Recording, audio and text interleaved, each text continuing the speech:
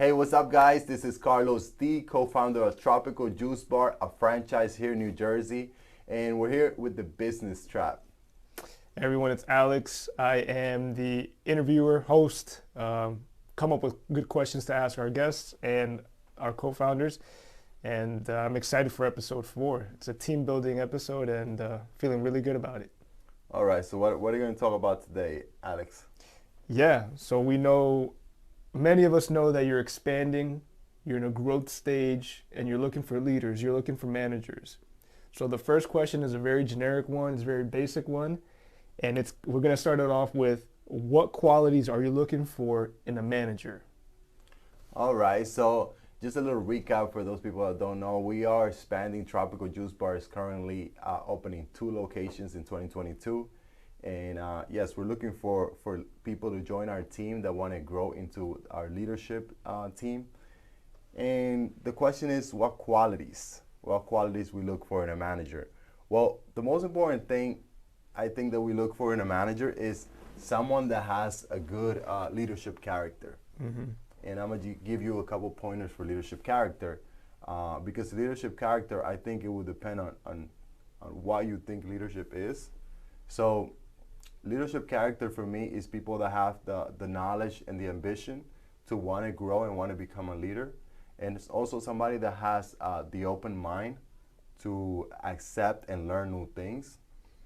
Somebody that has very good communication and is able to engage other people, engage their team, and help develop and grow their team. And I think last but not least is somebody that is trustworthy, somebody that's able to show the trust, is able to walk the walk the talk, because that's how you gain trust, by if you believe in something, is actually giving the example. Right. And not to stray away from that point too much, recently, can you give us an example of where you've seen leadership, maybe in your franchises or even just in general, where you're just like, wow, that's the definition of leadership, what I just saw?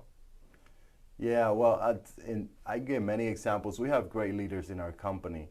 A regional manager recently, she had a challenge, and her challenge was that she needed to cover a position for somebody. She needed someone to cover a position for somebody. And she believes in always doing more for others than others do for you.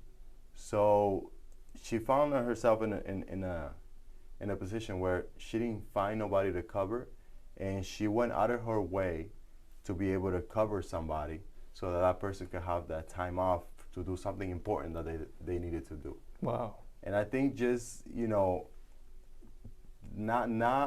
want to highlight self-sacrifice, but I want to highlight more of the doing what you say that you believe in.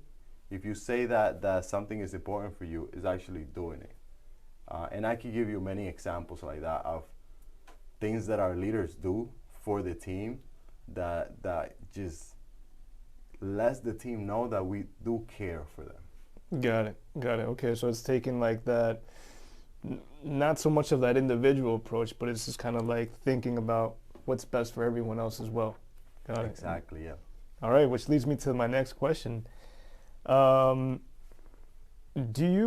the members that are on your team, let's say A players and stuff like that, do you feel like you created them, or did they come already as A players and you sort of just kind of like introduce them to your systems and your expectations, or is it a mix of both? It's definitely a mix of both. Okay. As you were talking, I was like, no, it's definitely a mix of both. We look for people that have that good character, right? Right. And then we invest into our team. And the term we like to use is like we bet on leadership. And it's a term that I actually took from Mark Miller, which is a great author. Okay. And he said you got to bet on leader, and the reason why it's a bet is because you don't know. Nothing is for sure, right? You don't know if they're gonna do good. You don't know if they're gonna stay with you. You don't know if they're gonna leave.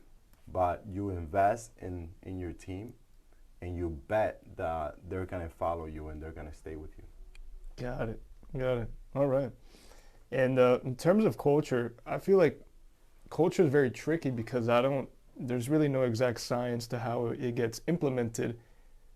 But tell us about how you created the culture at Tropical Juice Bar. I'm thinking about Caribbean Station as well for lunch, but for Tropical Juice Bar, how did it start there? Did the employees create it? Did the managers create it? Can you talk to us a little bit about that?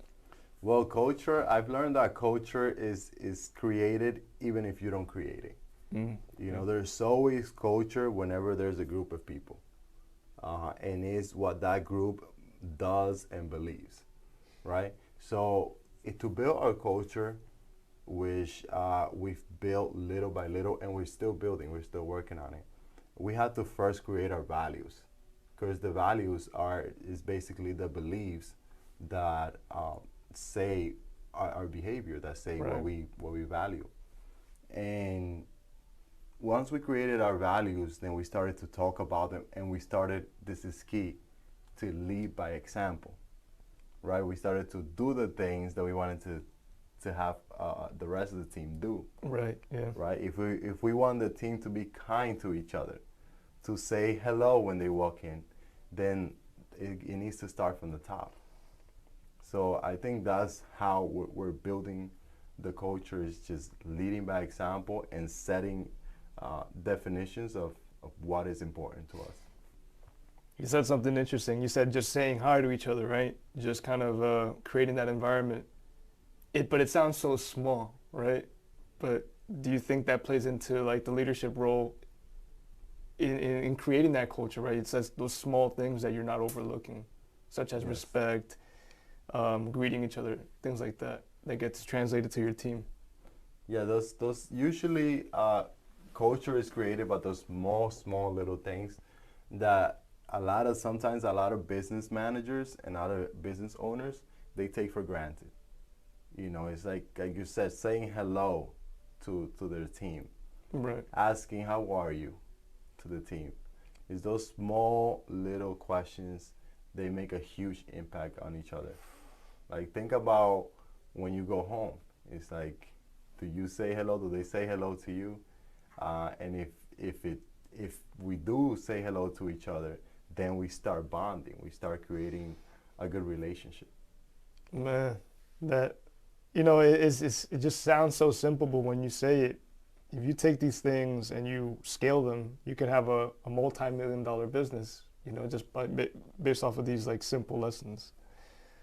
All right. I think I have my last question here. Are leaders born or created? Again, it's a very generic question, but it's one that's always up in the air. It's always up in debate. But I'm going to switch it up. Were you born a leader, Alex? What do you feel about that?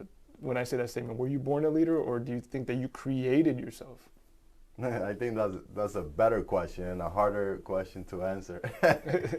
I don't think I was born a leader, but I think I was born with a desire to be a leader, and I still have the desire. I don't consider myself a great leader, but I consider myself somebody that has a great desire to be a great leader and is seeking to be a great leader, learning from others, asking questions, learning from books, from tapes, anything that I can take. I don't know why I said tapes.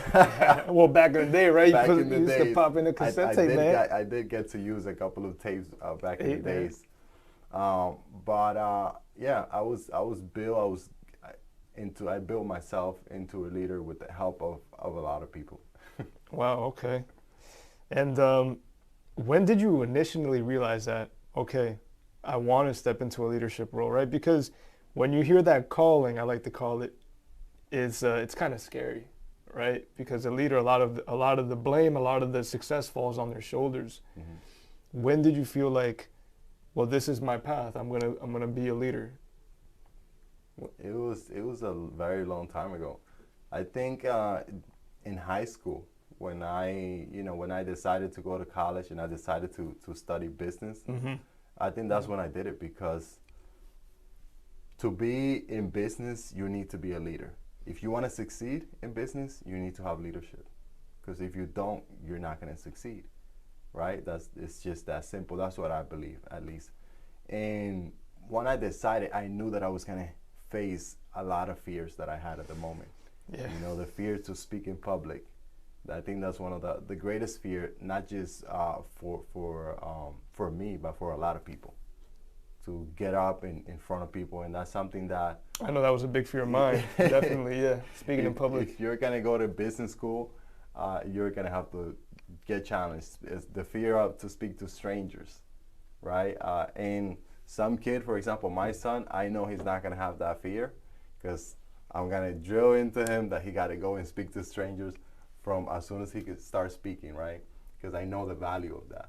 Right. But many of us from the older generation, we grew up with that fear, that we were scared to speak with people we didn't know. You know, we're scared to ask a stranger a simple question. And right.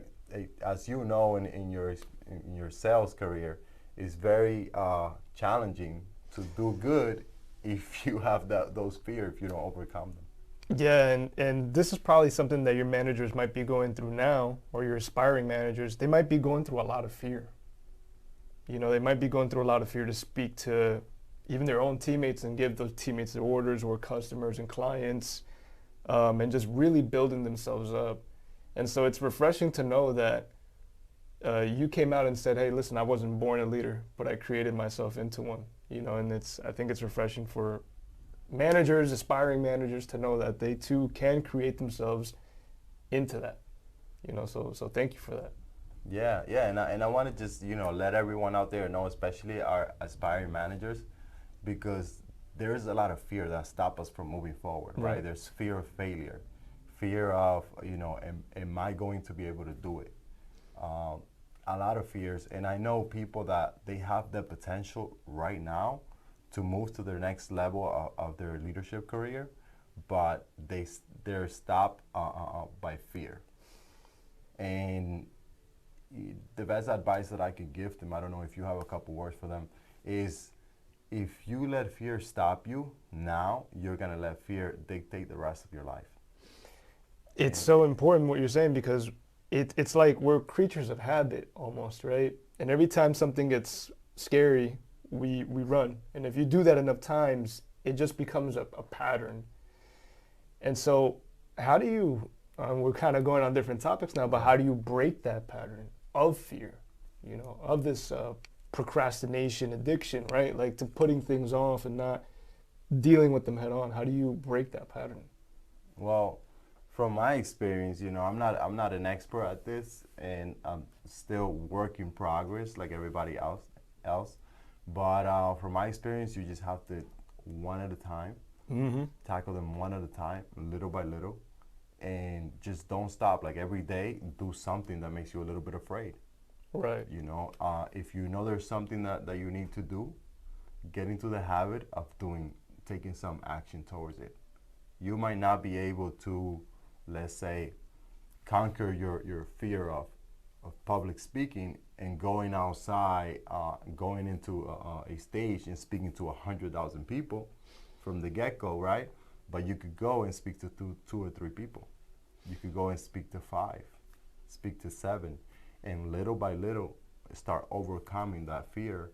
You know, I don't believe you can go from 0 to 100, right? But you could go 0 to 2 to 5 to 7, etc. Right, and then that's also most likely how, by just doing that, your mindset also changes, right? And you demand, you know, the tasks that you take on are going to be bigger because you now have more confidence in yourself to get them done. Yeah.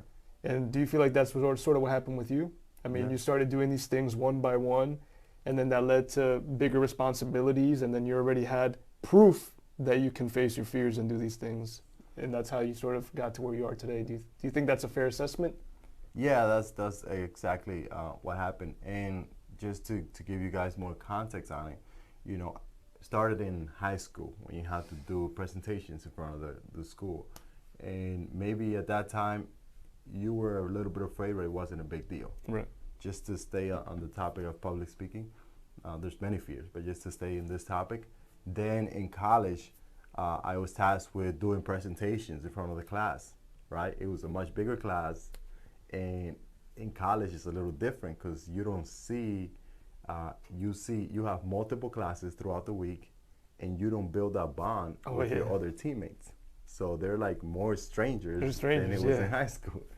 And some of them even rate your presentation and stuff like that. So yeah. And then, like I told you the other day, I joined Toastmasters, which is a public speaking organization, and there they actually have you do small presentations, and they get more complex and longer as you go along with the program. And there, like you said, they really rate you on everything that you're doing, what you're doing wrong, what you're doing well, and you get to pick up the skills. But even more than that, you get to just lose your fear because you're speaking out in front of people that are complete strangers. But you know that they're not going to criticize you. They're going to help you because they're there for the same thing. It's the level, right? It's like it gets harder, but every time that it does get harder, it's like you're ready for it. You know, and that's kind of, I think, what you're trying to portray. It's like, have those big goals and aspirations, but realize that it takes just step one, right? And that's it. All right, Carlos. Is there anything that you want to add just before we close out? I don't know. I've been having a lot of fun, man. I could just keep going on with questions, but. No, I think I just want to conclude by saying that, you know, we are looking for people, not just that they are, oh, I'm a manager, I'm a leader, because most people that are great leaders and have the potential to be great leaders, sometimes they're shy, you know, sometimes they're inhibited, sometimes they don't believe that they can do it. But I think one of the most important criteria that we look for in people is people that really care for other people. Because if you care, the rest you could take care of. The rest you could develop little by little, one step at a time, like you mentioned. Wow, and I think we spoke about a little bit about that. That's very hard to teach, right? Teaching others how to care for another person and putting their needs ahead of anything else. So that's great. I guess with that, we'll close out episode 4. It was something short. It was something sweet. But again, it's always filled with as much lessons as possible. And we're hoping that everybody can learn from it. I know that I did a lot. And so thank you again, Alex. Yeah, no, thank you. And if you guys have any questions or comments, please comment below. We'd appreciate it. We look forward to hearing from you. And until next week.